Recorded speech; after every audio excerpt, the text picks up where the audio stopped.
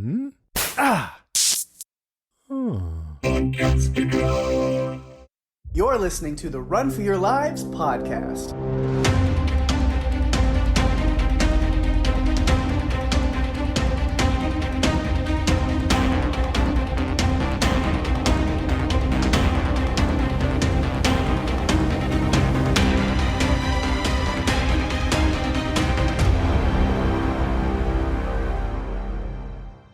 Hey everyone, welcome to the show. I'm Daphne. And I'm Pake. And this is the Run for Your Lives podcast. And this week it is another holiday special. And I almost said Halloween special, but it's holiday. But it's weird because, again, as you know how we record some of these things, this is Thanksgiving. We're covering Thanksgiving, releasing it on Thanksgiving for you. But yet when we're recording this, it is literally October 31st. We are recording on Halloween night to talk about Thanksgiving, and it's doing weird things to my brain. I know, right? It's hard. And we just recorded our Halloween special like a week ago, so now I feel like next week we're supposed to record our Christmas special, but we're not. We're going to wait on that for a little bit. Yeah. Yeah, but scheduling and everything, this is how it worked out. So Right. So it was weird being, on Halloween Day, sitting at home watching Thanksgiving and taking notes on that. But, you do what we do. It's still a horror movie. It still counts. It's Halloween enough. But yeah, this week, and as you're listening to this, if you listen to the day that it's dropped, it is Thanksgiving if you celebrate here in the United States. So happy Thanksgiving to you in that case. And we are talking about the slasher film Thanksgiving, which was directed by Eli Roth and released November 17th, 2023. That's right, this was last year's movie, but just the way it kind of timed out, we didn't have time to quickly watch it easily and talk about it for Thanksgiving last year, so we just held on to it for a full year to do a Thanksgiving special this year. Yes, and that means that I've had to wait a whole year to be able to talk to Pake about this one, which is not always fun. For me, the one thing about this podcast that has, it's not as fun is that sometimes I really want to talk to you about movies and I can't because they're ones we're going to cover and you probably haven't seen it yet. But yet I really want to know what you think and just really have a deep discussion on it. So sometimes I have to have patience, and anyone that knows me knows I don't have patience. So She's not a doctor. Nope. So we'll kick this off with some production notes. It was filmed in Port Perry, Waterdown, Hamilton, and Toronto, Ontario, Canada. Jeff Rendell wrote the screenplay, and it was the third film based on fake trailer of the same name from the Grindhouse movie. Which was actually, Grindhouse was 2 films, and there were a bunch of trailers that were played in the middle. This was the third film that was made out of that bunch of trailers. The others were Machete, and another one that, I don't know if we should cover it, but I kind of want to, Hobo with a Shotgun. Doesn't really fit, but I wanted to. I've only seen that one once, and as much as I enjoyed it, I really don't have a lot of need to watch it again because it did things to me mentally that I didn't like. Oh my goodness. All right, well, maybe we won't cover that one then to keep Pake sane and so that he doesn't have to watch it again. So the story was further developed by Rendell and director Eli Roth. So they kind of fleshed out the story, and then Rendell did the script. The budget was $15 million. The box office gross was $46.6 million. Was 106 minutes long. Pake, bring us that IMDb synopsis. Oh, you said that. It was IMDb. Interesting. One of these letters is just the phonetic sound. Which one? IMDb. Pake, bring us that IMDb synopsis. Is that better? Sure. This is going to be a fun one. All right. What gives you that idea? Who knows? We're just very boring and tired and have nothing interesting to say today. After a Black Friday riot ends in tragedy, a mysterious Thanksgiving-inspired killer terrorizes Plymouth, Massachusetts, the birthplace of the holiday. Okay. Mm-hmm. Well, that lays it all out there very nicely. Yes. Mm-hmm. It set the table for for what's to come. Absolutely. Yeah. How do we cover this one? We usually kind of go character by character, and as I finished my notes and was compiling them, there's just no way I can do that. Like, technically, Jess, would be the main character, kind of the final girl role of the movie. However, I've got a few notes about some of the stuff she does, but it's very much the bulk, 90% of my notes or whatever is not even necessarily character notes. It's a whodunit style character notes. Instead of the character of John Carver or the killer, or I guess we'll spoil it because why are you listening to this if you haven't watched? That Sheriff Eric, whatever, I don't even write down his last name, but the sheriff is the killer at the end of the movie. Shock and awe and dismay. How did? But so instead of focusing on that, I have just most of my notes is titled "My Journey to Find the Killer," and then just murder scenes and John Carver stuff.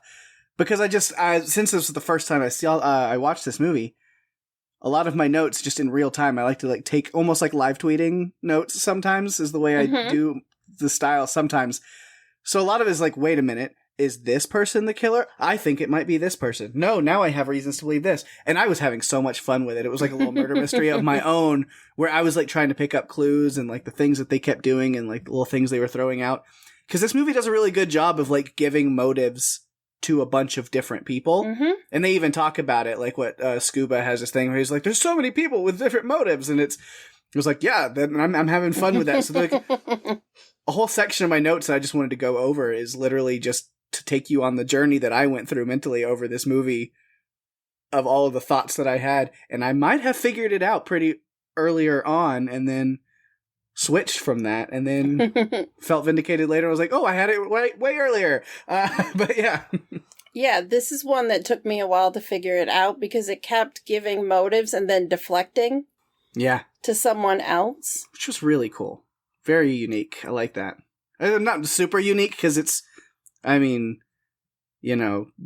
Onion and Knives Out and all that exists. Murder, mystery, whodunit, books and movies and things has been a thing forever. But to have kind of a silly slasher horror movie and then put in those murder mystery aspects to it and have them running alongside each other was really cool. This is an Eli Roth movie that I actually enjoyed because I have been pumped up about some of his other ones and gone and seen them and been oh, why? It just wasn't as good. I was really intrigued by The Green Inferno. Still haven't seen that one. And it just, no. Did not live up to my hopes. So this one, when I watched it, I wasn't sure what I was getting into. And I ended up really enjoying it because, again, you go on a journey trying to figure out who the killer is. Mm-hmm. You're not really sure who it is. And it makes a plausible case for so many different people that right up until the end, you're still huh?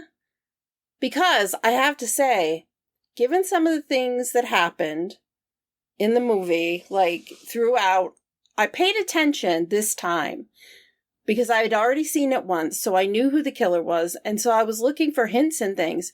And there are times that it is just not conceivable that Eric Newland was doing all the things. Yeah. It just didn't line up with me. So I'm still not sure. I feel like there might have been some sort of accomplice that we haven't seen. It's funny. We'll go through that. I feel like the best way to do it is just for me to like go through that journey at some point in this podcast, is like just read my notes on that and let you and the listeners follow along and join me on that adventure. But yeah, no, there's parts of that where I am going like, is there two of them? Like, I do have that, like, wonder. Like a Scream scenario. Like, is this, like, two killers in Scream? Yeah. And I wasn't sure. Like, because there were so many people that it could have been that... Are they working together? Is it two people? Is it one person? What's going on? If I remember correctly, like, I know, like, there is a sequel coming, so... Yes. There is a sequel. So they might be able to make that a thing, to make the sequel interesting, because... What really made this movie interesting was not knowing who it was. So how do you continue this and keep it that level of interesting when we know who it is, unless there is another twist, another wrench in the works there, something else to guess about. Well, given how much fun this one was, I want to see what Eli Roth wants to deliver in a second one. So, I'll see it. Yeah. They said 2025 will be the release, so I'm expecting a year and a month from now, we'll get Thanksgiving 2, or, I don't know, Thanksgiving 2, Back to the Table. I don't know. Something. Some sort of sequel we're Thanksgiving 3. They just skipped 2 because it got lost. Oh, wait, no, that was Thanksgiving that did that. Yes. Exactly. I have a couple of things I want to say off the top. Patrick Dempsey is from Maine. He got to use his New England accent in this movie. He probably had not been able to do that really. I was wondering, is that his real accent? Because some of it, does he have that strong of an accent and then he covers it up with other stuff? Because I was like, man, he is wicked New Englander in this movie. But it sounded authentic to me, and I was like, okay, this is good. Okay, you're not sounding like someone trying to be a Mainer or a New Englander. You sound like one.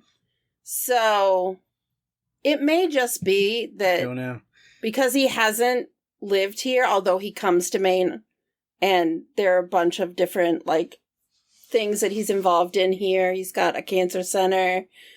That maybe he doesn't get to connect with that piece of himself. But once you're from New England, it's still in there somewhere. You just have to pull it out every once in a while. I mean, I try to hide my accent, but I don't. Sometimes I don't do a very good job. I have to consciously try. Why don't? You say that, but I remember Lucy told me she loves my accent, so. And that's all that should matter. What Lucy says goes. We know that in Podcast Go. We know that. That is true. If it's Lucy approved, then it's good. So, sounds good to me.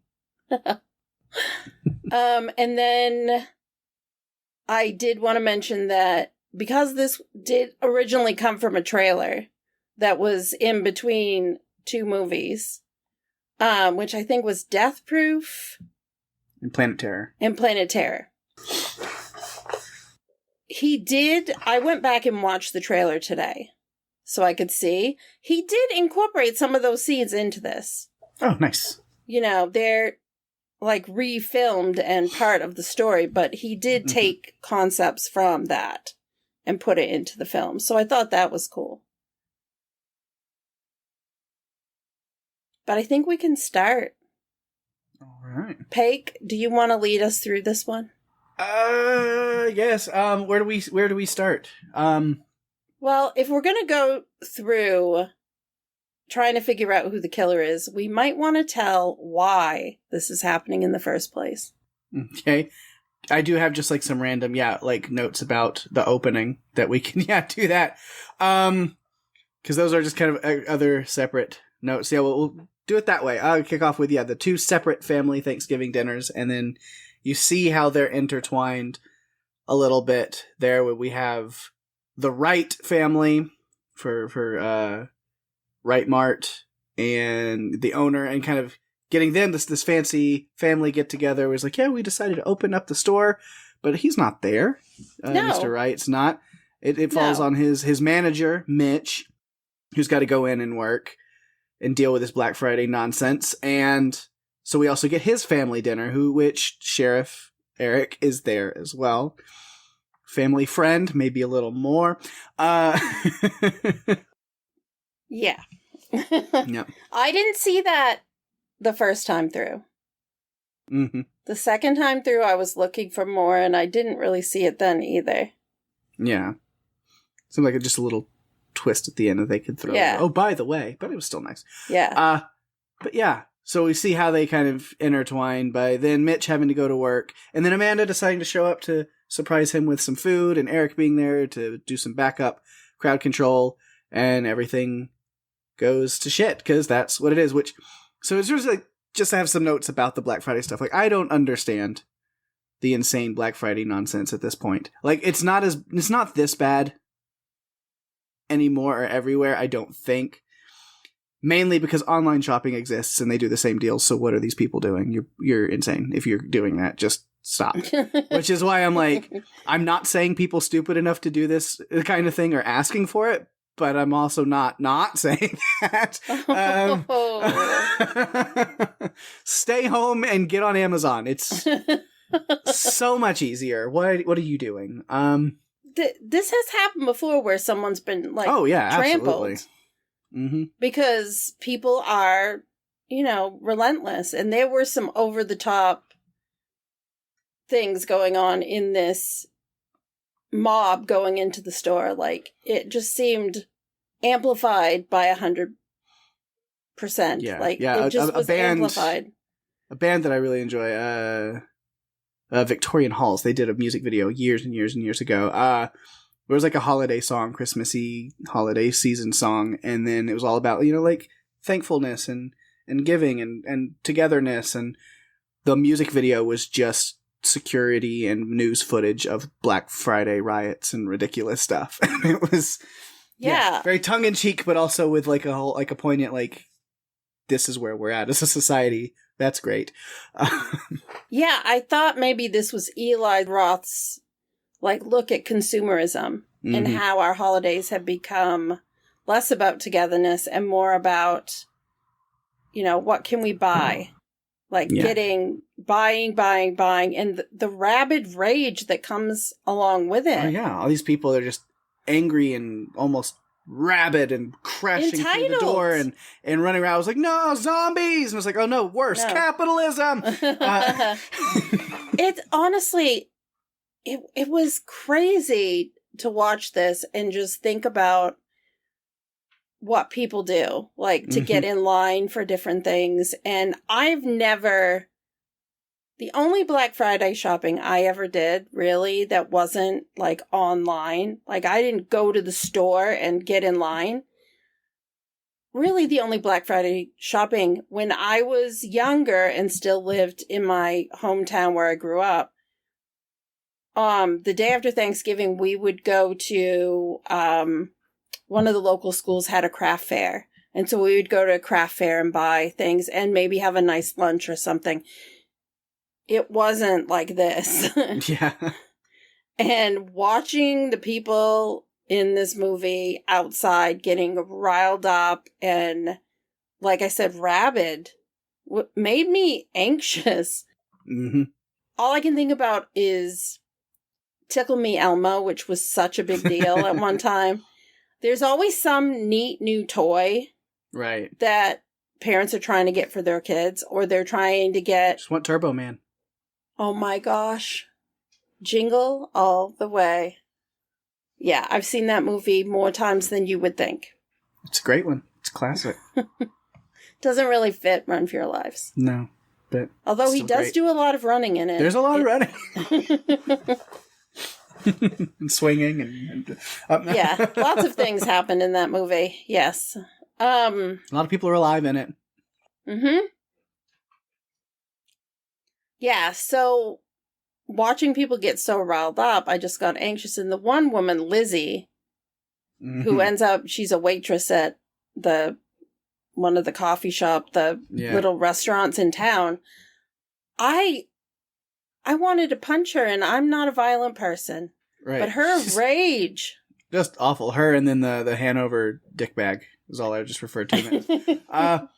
Which, like, them and then, like, the other people around them, I was, like, these randos at the front of the line had to be having a lot of fun just getting to yell random shit the whole time on screen. Like, that, like some of the stuff, because I had captions on. I watched on Netflix, so I was able to just, like, put the captions on. And just some of the stuff they were saying was just bonkers, out of left field. Like, you're like, what? Yeah.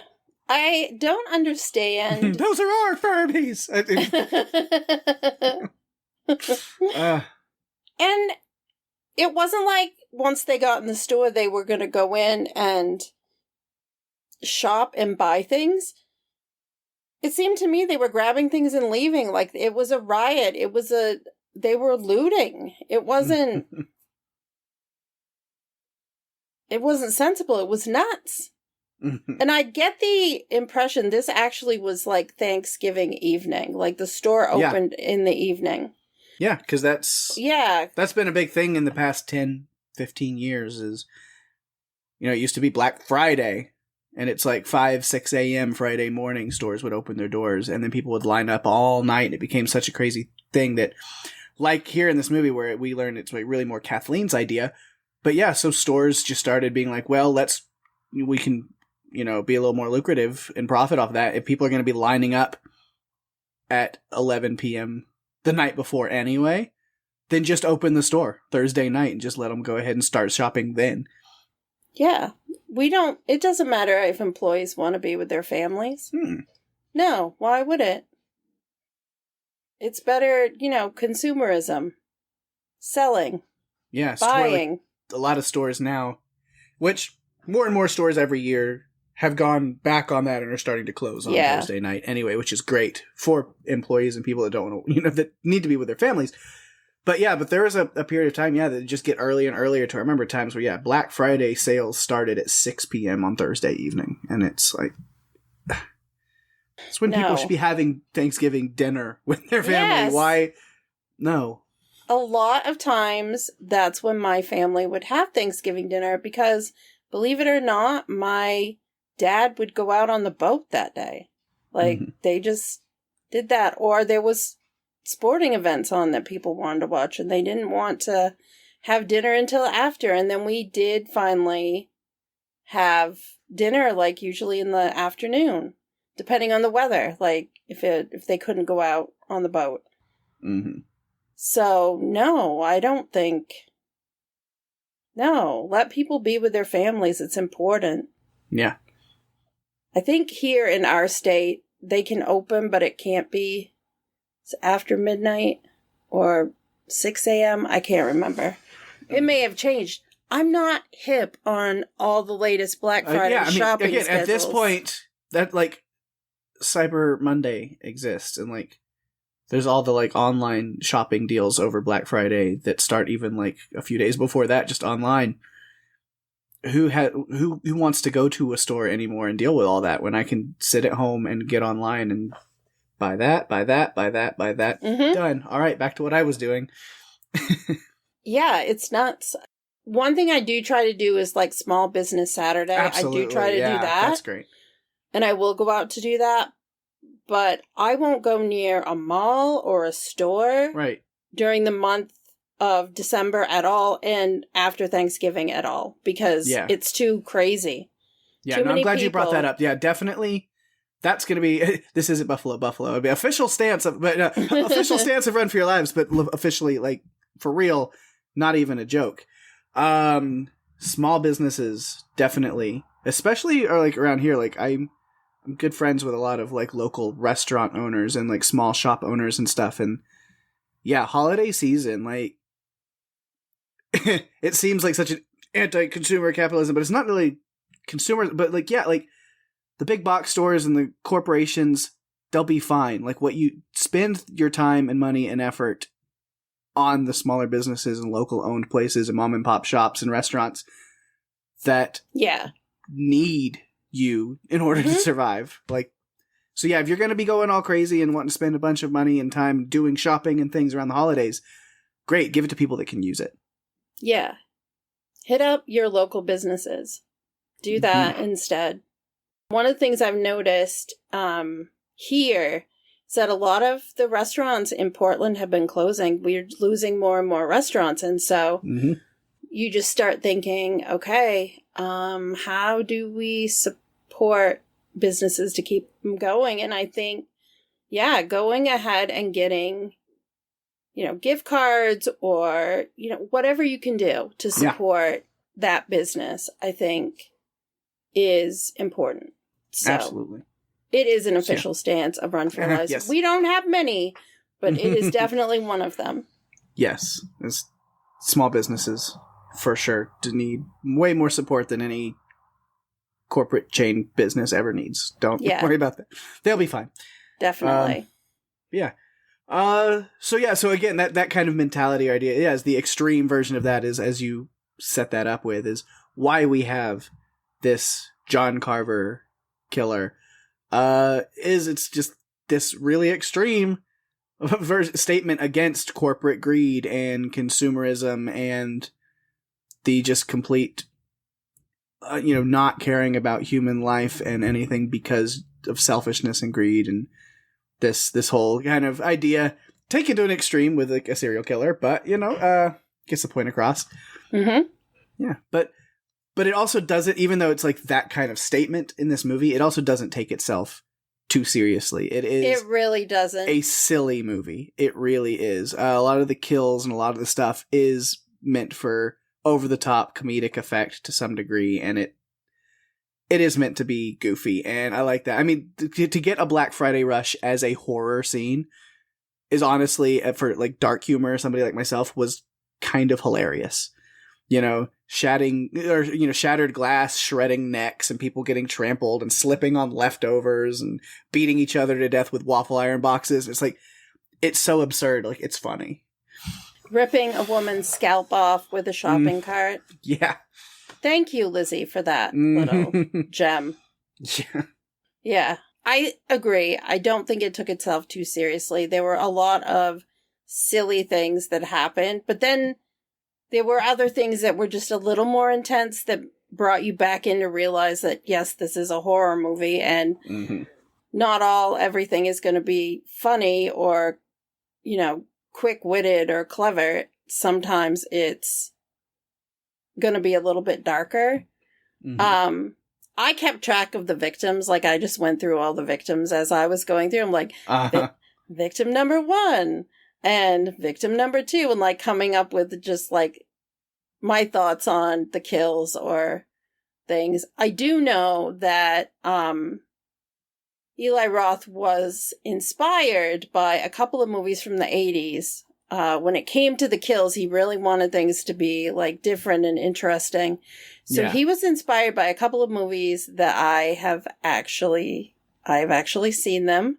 I watched them in the 80s. And they are My Bloody Valentine and Happy Birthday to Me. And those are movies, I mean, we could cover.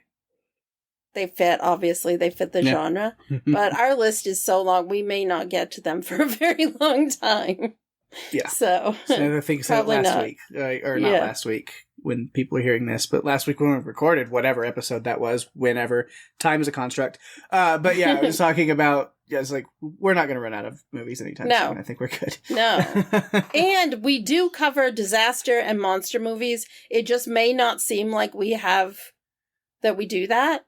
Because we've been covering a lot of more in the horror realm, I think. So we promise we'll get back to some of those cool monster flicks find some good soon. Ones, which there's plenty. Everywhere. Yeah. Yeah. So, again, I could talk about specific characters. I have a little bit of stuff, but mainly, I don't know, let's just take you on the journey to find the killer. I'll just run through these and then interject whenever you want to. Awesome. I have some fun notes. So I will say this. one thing I want to bring up, and I don't know if you made notes about this, but you had to have appreciated the Carver and his clever puns. Because he had a lot of puns, and all I could think is, I need to siphon this specific, 5 minutes of time and play it for you and Jerry and Jeff. Because it is crazy, the things that he was saying at the end of the movie. Especially the end of the movie. Mm-hmm. Yeah, I have a note. I didn't write down any of his specific ones, but I do just have notes. It says he's murdering and quipping at the same time. I like his style. That's why Spider-Man's my favorite, Marvel superhero, even just superhero in general, is because Spider-Man, all iterations of Spider people are always punny and quippy. That's just a big thing, and that's why I've always really loved Spider-Man. So here was the journey that I went on. So it's reading through some of these notes where I'm going to be like, this is it. And you're going to be like, well, no, that's not right. But here were my thoughts. First, of course, was, death by shopping cart. Yikes. So then my first guess early on in the movie, is Mitch the killer? Does he scan the security footage and hunt down every person involved? Probably not. But if that was the movie, I'd fully be on his side. Yes, me too.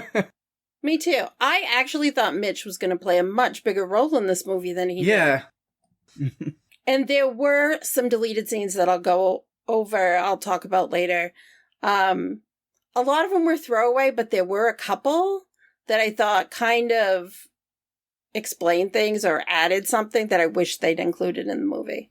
Mm-hmm. So we'll talk about that later. But I did think Mitch was going to be, I thought he was going to be a bigger part of it. And he was suspect number 1 on my list early on. Not like there was by who I thought the most, at least. He was just the first one that I guessed was that could be. But there's a lot of other motives that popped up. Yeah, because it turns out 3 people died in that craziness that happened. Mm-hmm. Amanda, which is Mitch's wife. Doug, who was one of the security guards, the more reliable of the security guards, I have to say. And then a random person from the town. Mm-hmm. And then Bobby's arm, got destroyed, basically. Yeah. So that gives you just an overview of, okay, here we are. Yeah. And that threw in a couple of little notes as well, just talk about stuff. But so Bury the Hatchet was the song playing in the diner, show the axe throwing, all these fun little hints of things to come. Then we see Lizzie again at the diner. I was like, that's the psychopath who killed Amanda getting a waffle iron. She's on the hit list for sure. Yes, I was counting down the minutes. Yeah, I wanted her to go. I'm like, okay. So their location, they're in Plymouth, where they make Thanksgiving and John Carver their whole thing.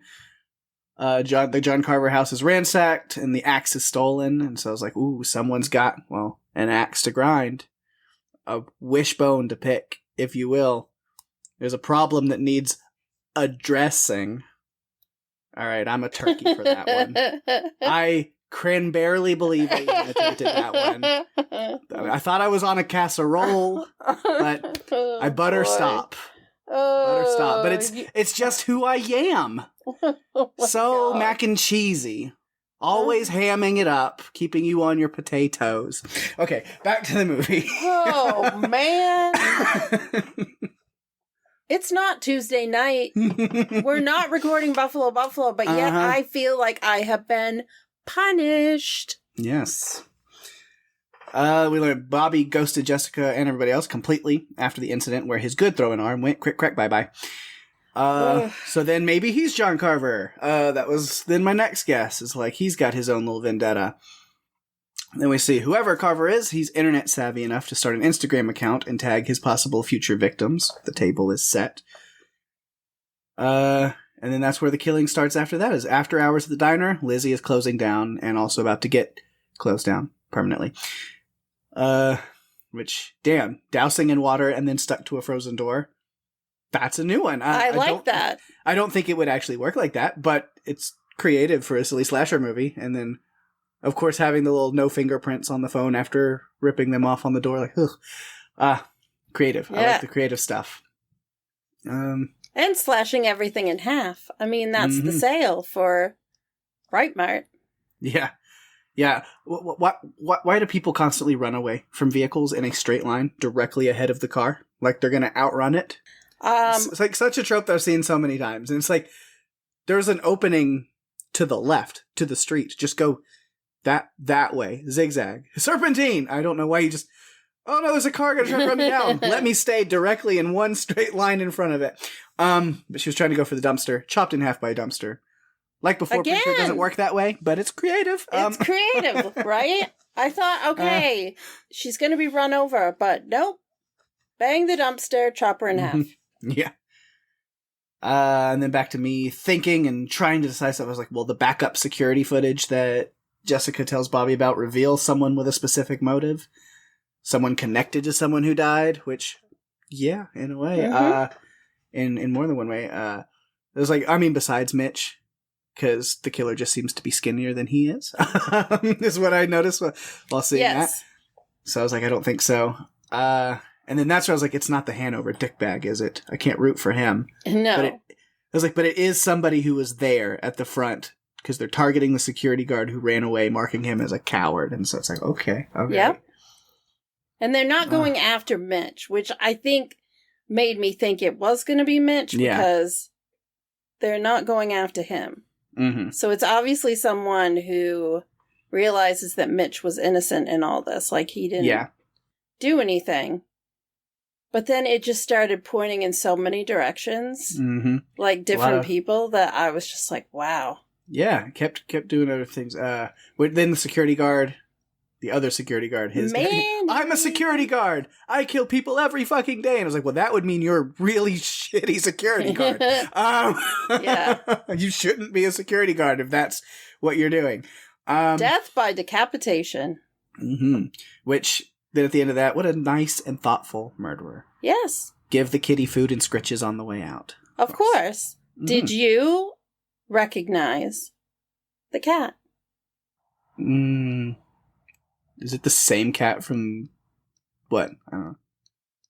Well, that kitty's name is Tonic, and he previously played the pre-grave church in Pet Cemetery. That's what I was thinking. Yeah. Yeah. Yes. I didn't look that up. I didn't see that for sure, but yeah, that would be my guess. Yeah. So yeah. Yeah. It looks similar. That's cool. Yeah. A working cat. Yeah. So then next guess. Ryan, is he a suspect now? It's like he was with the security guard that died, and he's quite angry about Bobby being at Jessica's house, so does he have this, like, vengeful side to him? There's, like, those little things that were being planted. And then, right after that, here's the note. Or is it Eric, the police officer, using info from witnesses to track victims? I mean, that is clever, right? Uh-huh. It's so very clever. I did guess it pretty early on. And then I even have a notice that this is fun as a first watch trying to guess. I hope that it's a good reveal. That's worth it. And then next was the next kill. I said strip trampolining. That's also a new one. I mean, I don't fully hate it, but it's a lot of jostling. I don't know. I'm not sold. I might have to see more of it. I was trying to figure out how she was taking her underwear off while jumping on the trampoline. Carefully. She was making it skillfully. Yeah. Again, that was one of the scenes that was in the trailer. Uh-huh. That was in between the Grindhouse trailer. So, nice. Yeah. So it take someone with a very specific skill to be able to do that well. So, I mean, more power to you. Well, Amy was a cheerleader. Mm-hmm. She's resourceful. But Lonnie actually died before her. Your favorite douchebag. Yeah. Broken neck, very simple kill. Just quick and very easy. Effective. Mm-hmm. I did think stabbing Amy through the trampoline was kind of cool. Different. Brutal. Yeah. Ankle, hand, chest. Yeah. That's not Pake. That's not where she got stabbed in the Grindhouse trailer. Oh. All right. Yeah, in a much more sensitive place. Mm-hmm. Let's see. Then after that, Eric says to Jessica, "Stay together, or at least in pairs." And I was thinking, like the pair in Hanover that just got murdered. Oh man! But then another random suspect on the list that didn't really have a lot of reasoning, but also I was like, "What's with this new deputy? Where did he come from? That's sus. Like, I thought he was going to have a much bigger role. Right. It's like, this guy just showed up after the fact, like right before things start happening. It's like, well, that's suspicious, so we're going to put him on the list. I thought it was odd. I thought it was odd. And then McCarty, who I thought actually was a really fun character. It was interesting. I don't know if fun is the Well, I mean, kind of. Like, I think he was, okay? He was kind of fun. He throws a party that everyone wants to get into, evidently. Yeah, no, the only note I really had about him, I'll cut over to that, was this McCarty guy said he just has drunk kids laying around his house at any given day and firearms stashed everywhere. It's just a big walking red flag. It is. It really is. But he's the one who gave Jessica the ring randomly. Yeah. I'm going to give you this ring. My dad said it kept him alive in Iraq, and I'm like, so what? random, but it's like, of course, yeah. All right, sure.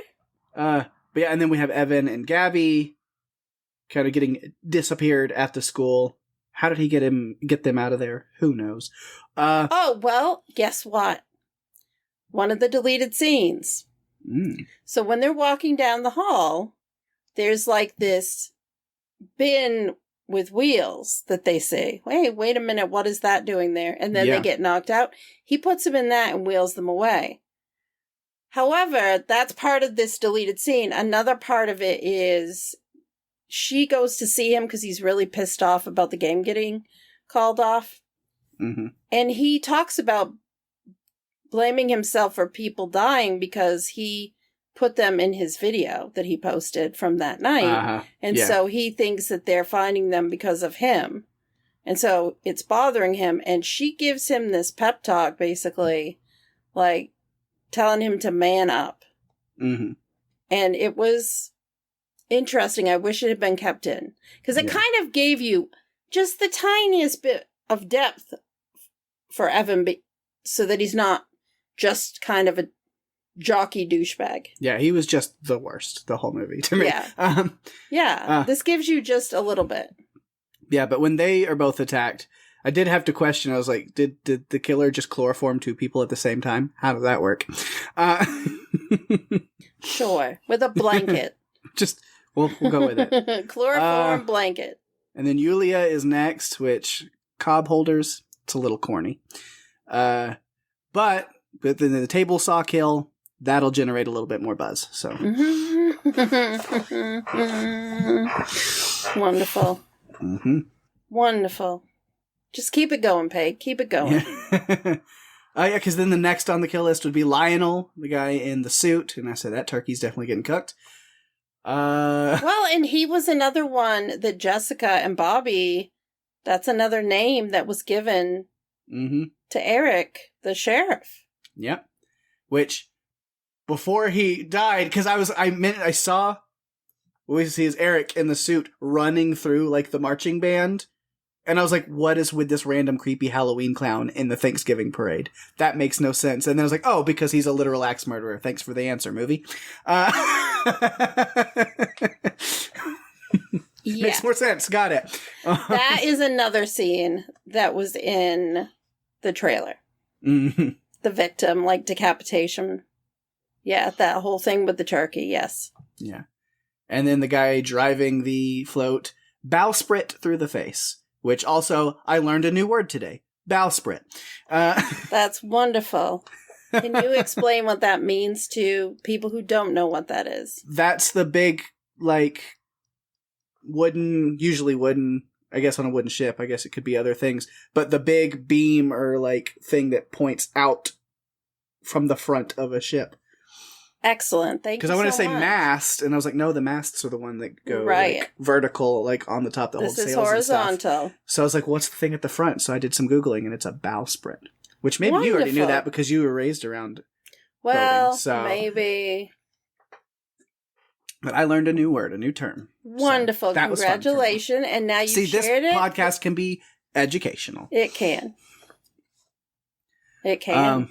Yeah, they weren't expecting the killer to hit the actual parade, except they, being the sheriff and his people, actually did because it was him. But at the time, I was like, whoa, they didn't think he was going to actually hit it. And it was like, well, that's why he did, because he knew the plan of storing them back at the warehouse. So then he was like, well, I can just get around that. And then so he comes in and he sedates the Wright family to take them back, hops into the car. And that was the first moment where, and maybe it was just weird editing, but I was like, are there two killers working together? I really still question it. It immediately cuts to then the killer with Kathleen. And I was like, well, what happened to the other people? And like, what is there like a quick like little time jump that they're just like ignoring, or weird editing? Because I was like, wait, are the others just sedated elsewhere while he's basting and seasoning old Kathleen? Or it's like, it was a weird like cut that made me think, I was like, either it's a weird editing cut, or it was like, or there may be two people and two things are happening at the same time. I don't know. I'm really surprised he left her clothes on when he was doing that. Mm-hmm. I mean, oh wait, no, you dress up a bird. Yeah, there you go. Not undress. Okay, that makes more sense. Yeah. And then as she's kind of snooping around, which Kathleen has a lot more Survivor Girl in her than I ever would have expected. She's kind of a bitch, I think. Yeah, it was terrible, which is why I was surprised that like she actually had that like a final girl moment where she like kept getting away and fighting back and doing like she was doing really well until she didn't. In the end, she got anyway. To quote Michael Scott, boom, roasted. With a nice little thermometer pop at the end. Nice touch. That was so clever. Mm-hmm. Clever. I felt a little bit Hansel and Gretel with that. But, yeah, terrifying. Also, I did notice while he's like trying to find her and knocking things over and stuff, and he knocks over a whole thing of baseballs. And I was like, baseballs, is that a clue? Or a red herring? And it was both. And then how is cheerleader girl still alive after however long she was stuck in that fridge? I don't know. But she's definitely dead when she gets to the table. Yeah. And the way that he puts the corkscrew in and then drains the blood reminded me a little bit of this vampire killer that we have on Dead by Daylight, who does kind of the same thing. And it also reminds me of The Strain, which I have been watching. I do rewatch it like once a year, and it's not like I'm paying attention super closely. It's just, it's on. Yeah. It's on while I'm doing other things. And so it just brings me to that because there's a lot of blood and vampirism and stuff in The Strain. So. Yeah, he's got them all at the table. I said this killer is giving a whole presentation with a little headset microphone like he's a theme park guide. And then here's the line, murdering and quipping at the same time. I like his style. And then also, he killed Evan. Oh no. To go viral, you have to hit them over the head. It's a great one. Bye-bye. And then whenever Jess and Scuba bust out, literally in the Carver house, the most obvious place, hidden in plain sight. Right from the beginning. I just wanted to know why. I mean, they showed the Carver house so many times, and watching it through this time, I'm thinking, it's right there. Like, it's in plain sight. You should have noticed. Did no one think to check the Carver house? Right. It's like he's dressed as John Carver. Hello. It's the most obvious choice, and they're like, it's too obvious. Couldn't be that. It's got to be underground tunnels. Of course, again, that was Eric leading that, so that's on purpose. Of course. And then I had a quick turnaround on a note where after they gotta get back to the warehouse, and it seems like it was Bobby. I was like, oh, it's Bobby. I was like, is there going to be a good reason why it was Bobby that'll be explained, or is there another twist coming? Little did I know. Well, I mean, yes, Bobby had his career taken away from him. But then later on, he does say, like, rehab's been going really good, and he actually might be able to get back up to full speed pitches. So, like, yeah, it's not as bad. Like, he might be okay. Right. Like, yeah, he still lost out on probably the track to the majors, like he would have for sure. But like, yeah, he may still be able to get there. Yeah. But yeah, then it's like, oh, they took the sheriff's gun. That'll be important. And then update. It wasn't.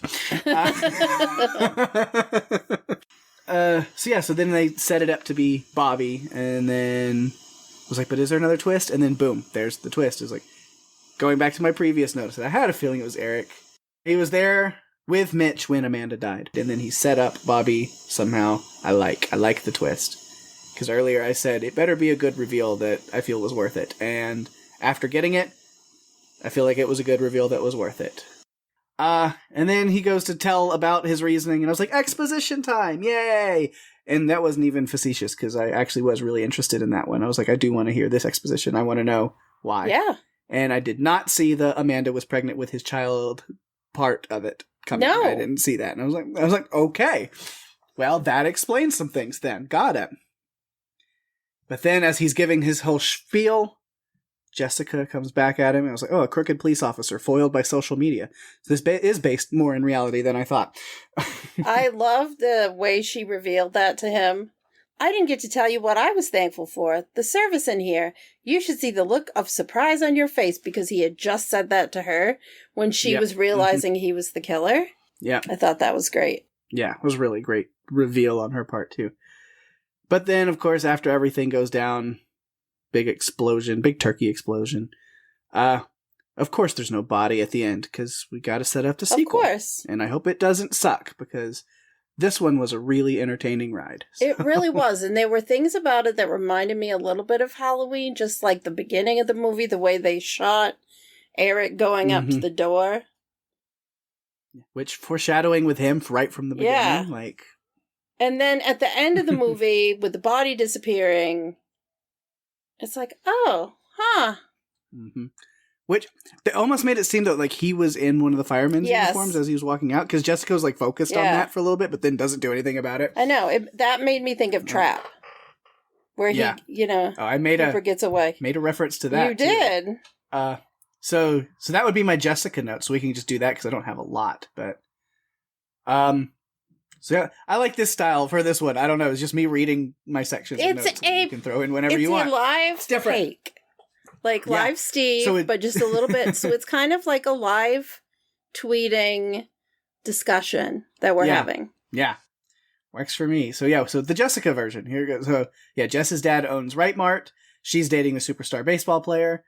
And then it made me think, because like as they're in line trying to get inside, people keep stopping him. I was like, I don't know if I buy... And you see it all over the place. It's a trope for sure. The like smaller town, super idolizing high school athletes trope. It's everywhere. But like also, I don't think it's really that real. I don't buy it. And again, I think I've mentioned this. Like, I went to high school with Patrick Mahomes. He was good then. We all knew he was that good. But to us and the town at the time, like he was still... just Patrick. Like nobody was stopping him and asking him for selfies at Walmart. I don't know. Like it was Yeah. So I don't know if that's really as much of a thing as it is to a point, I think, but it's mostly sometimes I think it's people wanting to live vicariously through someone else. Yeah. Like I remember we would do like I say we would do. I wouldn't do. I wasn't on any of the sports teams and stuff. But they like Patrick and like other like the varsity football team and stuff and like junior varsity like they would leave the school and do like events with like the elementary school students at the elementary school. Like that was there were those moments like the little kids, the elementary kids would get excited to have the like varsity football team come and like hang out with them and play games and meet them and do stuff. But like the whole town at large was like, oh yeah, Patrick Mahomes is like, yeah, he's a great high school football player. But in the grand scheme of things at the time, it's like, I mean, yeah, Friday Night Lights, it's Texas. High school football is a big deal. Yeah. But still, it's like, he's a high school football player. It was then like after, then it's like, yeah, now he's at a level, but I don't think high school athletes were ever held on that big of a pedestal. And I don't ever really see that. To that extent. I think it really depends. Like small towns, like where I grew up, basketball was a really big deal. And the basketball players, I think, were looked up to. Really, like the talent was looked up to. But not like like idolatry or anything like that. Yeah, like, but you didn't see those kids stopped and asked for autographs and selfies and stuff. Like no. Most usually it would just be people in the community saying, "Can't wait for the big game," or right, "How are you thinking about this?" Not, "Can I have a selfie or an autograph?" Mostly because guess what? Selfies didn't exist when I went to school. So yeah, but you got the like, oh hey, you know, yeah, like you said, good luck at the big game. Like, can't wait to see. Yeah, but it's not. But you don't usually get, oh my god, it's that person. You know, like, no, just a weird tangent. Anyway, yeah, Jess is not a fan of her stepmom Kathleen, and that's okay because neither is anybody else. Oh, definitely not. I did not like her. The way she treated Jess and came into the family like that. I did appreciate that her dad came to her after and realized that he was distracted by all of these things. Yeah, they had like that weird little, like, it's weird because it was just kind of random, but like that little moment where after she like printed off the photos from the security cameras to give to the killer, she did have that moment with him where like it was a really nice moment of him recognizing her emotions and her feelings through the situation and apologizing for it, which was nice. Which then ties into where there was a post-credit scene to this movie. There was? There was, because I remember scanning through to make sure, and then I saw it, and I was like, okay. And it was literally just a weird blooper of them, like, just hugging her dad and being like, you know, and he's like, I'm sorry. And she was like, you know, I love you, I love you. And then she walks off, and then there's just a lingering shot on the father as he stares in the camera and he looks around the room and he looks all suspicious, and then he gives the camera a middle finger, and then people laugh behind the scenes, and then it ended. And I was like, what was that about? Why did they include that? There's no reason for that. That was weird. Yeah. See, no, when the phone that you text chimes from an empty hallway, you immediately say nope and walk out the door. Yeah, I don't know why she didn't. And then after that, so she ran and hid in a room with a singular door in and out instead of one of the several nearby exits with cops outside. Yeah. At this point, if something bad happens to her, I can't even feel bad about it. Yeah, it was kind of odd that she did that. I feel like by now people should know. There are things that you don't do. If you have high-heeled shoes on and someone's chasing you, you take your shoes off. You do not try to run in them. Yeah. Or if you're downstairs in a house and somebody's coming at you down the hall, you go out the front door. You don't run up the stairs. Exactly. There are things you don't do. The golden rules of horror movies. Like, man, it's like Final Girl Survival 101. Mm-hmm. It's a new class that needs to be taught. Right. So yeah, and then it was. I made kind of a joke as that they're sitting around with the parade, like we still need to do the parade, and then I made a joke about it, and then it became part of the movie because I was like, yeah, we need to throw this parade to use as a trap for this guy. I saw it in a documentary once that they used at concert, and then I made that joke, and then Jess literally, word for word, quoted her, went, "Sheriff, is there a way to set a trap?" And I couldn't help but laugh. But it was because it was fun. Like, the movie was fun because of the way it was presented. Mm-hmm. I don't know how they're going to be able to do a second one and keep this, like, a similar vibe. Yeah. But I really hope they can, because this was fun. I watched it last Thanksgiving the first time, and I didn't watch it since. The vibe was just fun. For all the reasons we've talked about. Let's see. Yeah, I mentioned, of course, McCarty gave Jessica a ring with a hidden blade. Why not? Hidden blades are very destructive when they need to be. They can finish things for people. Mm-hmm. Yes. Be quite the assassin move. Yeah. Yeah, the weird backstory of Jessica having to learn to load and fire a musket came into play, so that was fun. She just kept mentioning it over and over randomly throughout the movie, like, oh, I had to spend this time loading these muskets and firing them, and I can't even stand the smell. And then, oh, muskets are crazy, right? Muskets just keep coming up. I'm like, why? She talks about muskets a lot, and then we get the payoff with her being able to, like, quote unquote finish him off, at least for the time with the musket. She had to use her bracelet though that had her mom's like picture in it. She had been like, we had seen that several times throughout the movie that she was. Well, it almost was her in where it got caught on the fence when she's running from him. But she used it. It came in handy, and there were no leftovers, or were there? Might come back for seconds. Does this movie need a to-go box? It might. And then, let's see, last notes that I have is I just have a few about, like, the extended friend group and random other people. So, early on in the movie, he's friends with a guy named Scuba. Strike 1. How am I going to text during the movie without a phone? Strike 2. Pulling into the handicap spot. Strike 3. Officially rooting for his death scene. Let's go, killer. Fuck knew Evan. I'm like, you don't park there. And then I made fun of the scuba thing, and I thought it was stupid. But then later on, he goes, because his last name is Diving, Scuba Diving. And then after that, I was like, is it weird that I actually kind of like that?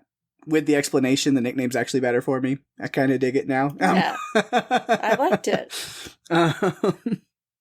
And then just a random thing. The character of Jacob was completely useless inside and not needed, but he was fun anyway, because there's the point where Evan's like, getting him to write the essay or whatever for him. And then that like got him moment where Jacob gives him the teacher's own personal essay from her blog to read in class, which was hilarious. That was amazing. Fuck that guy. Well, he deserved that. He didn't pay him. Like and I feel like Jacob knew that he wasn't going to. So he's like, you didn't pay me last time. You didn't pay me. It was like hoisted by your own petard. Yep. That was great. I don't actually know what the beef between Bobby and Ryan was in the whole movie, like, at all.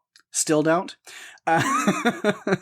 No reason other than they liked the same girl. Like, get the fuck over yourself. That has ended more friendships than you can even imagine.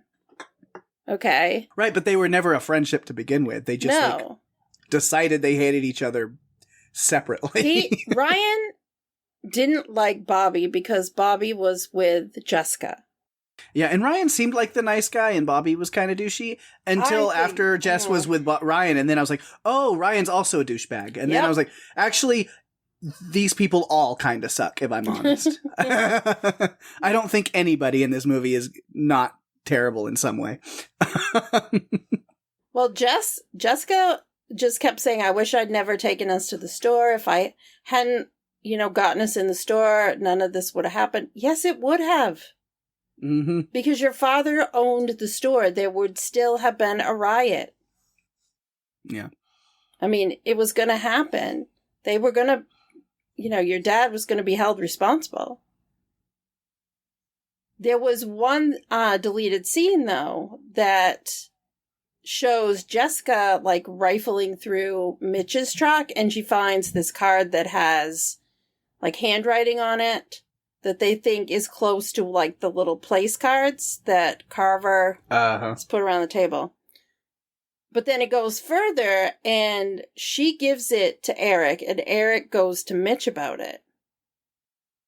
And they have this conversation where you learn that Mitch is really pissed at Eric because he feels like the rights got away with what happened at the store. Like, they were not held responsible for what happened there.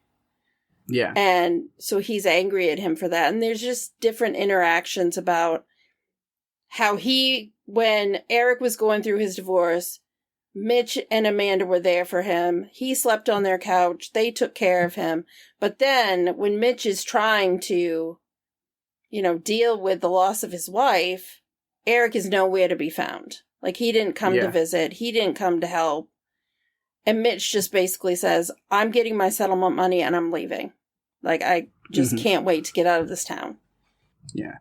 There's the moment, like, right before the parade where we see Mitch put on the John Carver mask and the hat and walk out. And it was at that moment I immediately went, so he's definitely not the killer. No.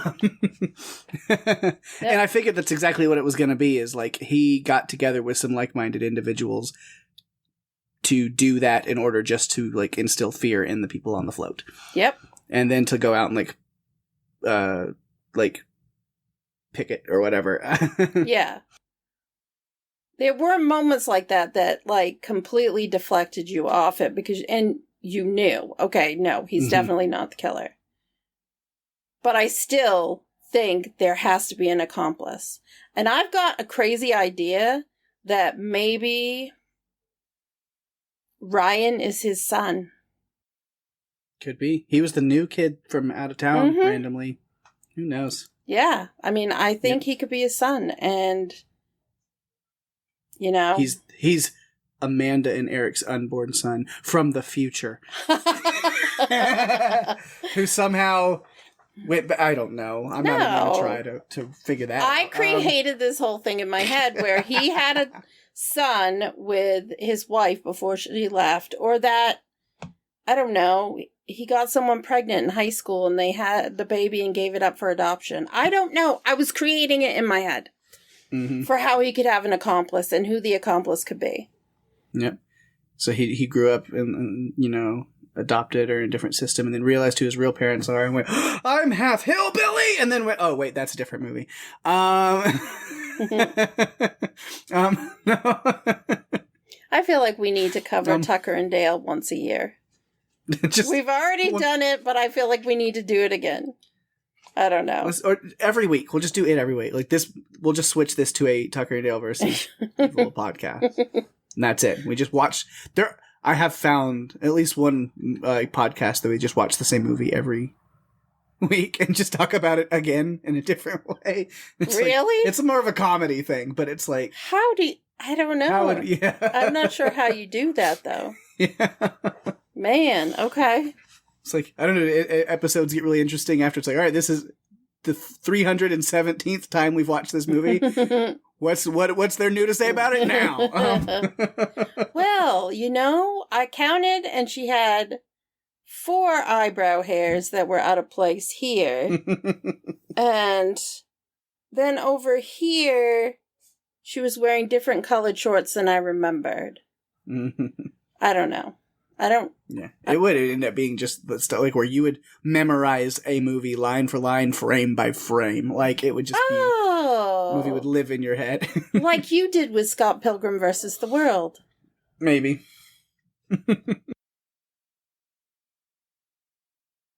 But yeah, that's all the notes I got. Did a little differently because I didn't really have character notes for the most part because it was just not that kind of movie.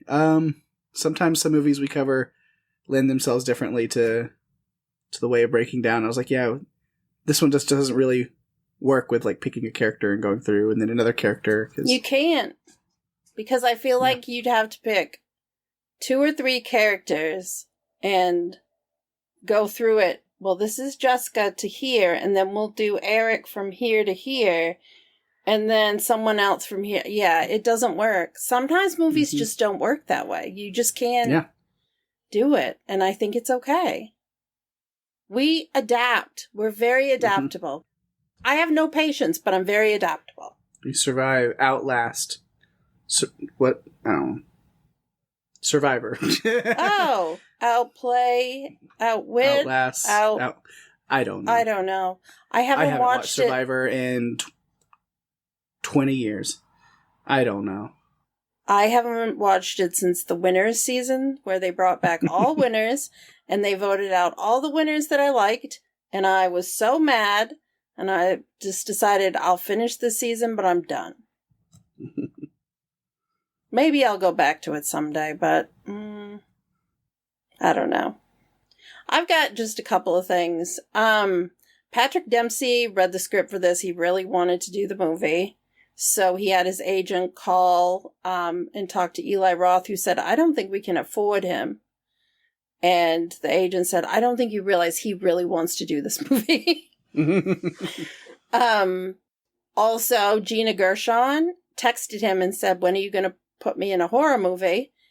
And he's like, actually, I have a role for you. And he actually kind of wrote the role of Amanda for her. And some of the teens that are in the movie, the character names are based on people that he went to school with. Like, he named them after that.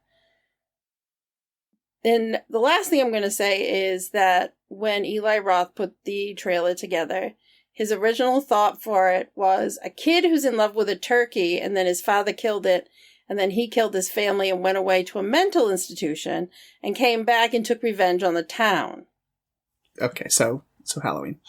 Kind of, yes. In a way. And in this interview that he did with Total Film Magazine, he said, the film doesn't fit that description anymore. Let's just pretend that it, Thanksgiving was a movie from 1980 that was so offensive that every print was destroyed. All the scripts were burned. The director disappeared. The crew members changed their names, and one person saved the trailer and uploaded it to the darkest corners of 4chan, and now it's made it out. So this is a 2023 reboot. That would be Thanksgiving. Yes. Yes. So. That's the premise of Thanksgiving 3. Yes. Is it? Is it really? Oh my really God. Why am I getting the impression that Eli Roth has never seen Thanksgiving or Thanksgiving 3? And that surprises me because it seems like he would want to watch strange movies. Well, no, it makes me feel like he would have, because then that would have been, if he said that, that would be a direct... Like the joke. Joke yeah. is exactly what that did. Yeah. Exactly what so maybe is. It's a joke. I mean, it's just... Mm-hmm. It's a joke. It's just... It's the way... Yeah. That's it. I feel like we covered it, Pake. I feel like we had a lot of fun with this one. I knew it would be. I'm down for Thanksgiving too. If they do it, it'll be 2 years before we get to cover it because it will. Well, they never did Thanksgiving. I mean Thanksgiving too, not Thanksgiving. They did Thanksgiving 3. Yes, I am aware of that. Which is the second one, but. That's because the second one was so horrible and offensive and awful that every single copy was destroyed, and then Turkey goes to space and or something, and he finds the one copy and brings it back. So yeah, the joke that you mentioned literally is the plot to Thanksgiving 3. Wonderful. And that movie is so bad. And so many different ways. Not even... So I like Thanksgiving because it's a $15 budget shitfest that is just fun to watch for that reason. Thanksgiving 3 we'll never cover because... Are you sure? I don't want to put myself through that ever again. Okay. So that's... I'm good. That's going on the list with... Okay. So Thanksgiving 3, Hobo with a Shotgun. No, I wouldn't jump those two movies together because I liked Hobo with a Shotgun. Okay, all right. It's just rough. Okay. All right. Thanksgiving 3 was just a movie that never should have been made. Ever. Ever. Well, they tried. I mean, I don't know. They did something. Did they really try? Ugh. It was bad. It was real bad. Anyway, there goes the feedback. Oh, wow. So save us from this. See if anybody else had some thoughts on this holiday special. All right, we actually do have quite a good little bit of feedback this week. I'm excited for that, of course. First, we've got some teacup and other related feedback to start with. So, Daphne, I'll go ahead and let you kick it off. All right. Well, Renee said, I'm looking forward to listening to this. We're looking forward to you listening to this as well. I hope you liked it, and we'd love to hear from you on what you thought about the series. And then we've got one from Christy. It says, loved the Run for Your Lives cast on Teacup, and Signs is one of our favorite M. Night Shyamalan movies. Can't wait to listen. Again, Christy, thanks for the feedback, and yeah, let us know if you like the episode on Signs. Catherine says, Teacup reminded me of From, Stephen King's Under the Dome, and Invasion of the Body Snatchers. Yep. Kids, they're so stupid. I love them so much it hurts. I knew I'd like this show when this line followed a story about a kid falling asleep in an oven. Between all the amazing characters, their intertwined stories, and a guest host, I'm hoping for a 3-hour episode. I really hope it gets renewed for another season, as I have so many questions about the aliens and their motives, plus the fate of the survivors. Awesome. Yeah, thanks. Yeah, maybe not 3, but still long for this podcast. We went about 2, so... Yeah. Ashley says, I'm halfway through Teacup, and once I finish, I'll listen. I'm liking the show so far. Good. All right. We liked it. Yeah. Yeah, we had lots of thoughts. Well, moving on to Thanksgiving, which is the movie we're covering this week. Catherine, always coming through for us. She says, I love this one. It was my second watch, and I still didn't catch how Sheriff McDreamy managed everything. Secret tunnels. The gore effects were incredible, especially the carving of Kathleen and the tenderizing of Evan's head. The sacrificial inflatable turkey was the perfect end to a fantastic campy experience. Yes, and I love the secret tunnels callback. That's incredible. Thank you, Catherine. Yeah, not sure. Maybe, or accomplice. I don't know. Who knows? I guess we'll hopefully see, because they're going to make another one. So. And lastly, Laura says, can't wait to hear your podcast. I thought the movie was pretty good. I watched it in October for Halloween scare time. Ooh, yeah. Which, again, we talked about this at the beginning of this episode. Again, that inside baseball, behind the scenes, breaking the fourth wall thing. We recorded this episode originally on Halloween. So it was kind of like, yeah, it was a weird thing. Timing, you know. Similar. Well, if you want to share your feedback with us, you can do it on Facebook and Instagram at Run For Your Lives Podcast. Or you can email us at runforyourlivespodcast@gmail.com. If you're enjoying the show, tell your friends. We are on all major podcast platforms, including Apple, Spotify, and YouTube.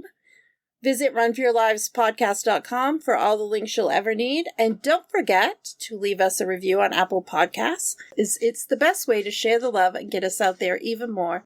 We really appreciate it. Absolutely. Of course, speaking of sharing the love, got to give those shout-outs to things going on in the podcast universe around us. Lots of great stuff in Podcastica. Releases and stuff going on right now. A lot of little fun things going on and a lot of fun things coming up. So, of course, right now over on Strange Indeed, you can check out the Great British Bake Off coverage continuing on there. Because they're in season 12. The Cast of Us is continuing on with the Walking Dead rewatch episodes. They are in season 3, episode 13 this week. Cobra Kai is back for its second batch of episodes, so Jason, Rima, and Richard are covering that over on Cobra Kai Cast. So you can definitely check that out as well. The Marvel TV cast is wrapped up for just this little bit with Agatha all along. Finally, Jim and Penny have their finale episode talking all things. Those final 2 episodes is out. You can go check that out and go back and listen to their coverage of that entire series, which was so great. So definitely check that out. What is From cast wrapping up their season 3 coverage of From, there. So lots of great stuff to check out for the whole season 3 run of From. So wrapping up that finale, Revelations Part 2, and they had special guest Nathan D. Simmons, who plays Elgin on the show, if you know. Tons of fun, and it was a surprise. He came in halfway through. It was great. Yeah, super awesome. And then, of course, they kind of went back to Jamie Maguire, a.k.a. Smiley, and some other names there that From fans may know him as. He's been on the podcast before. They've done some interview stuff with him to bring him back and talk some more stuff. Really special stuff over there. Alex and Lizzie always doing great stuff with From, so check that out. And the improv comedy podcast Welcome to the Apocalypse is back. The season 2 premiere is out now. You can check that out. Some kind of new stuff going on. We're meeting new people. We're in new places, new situations. Lots of fun.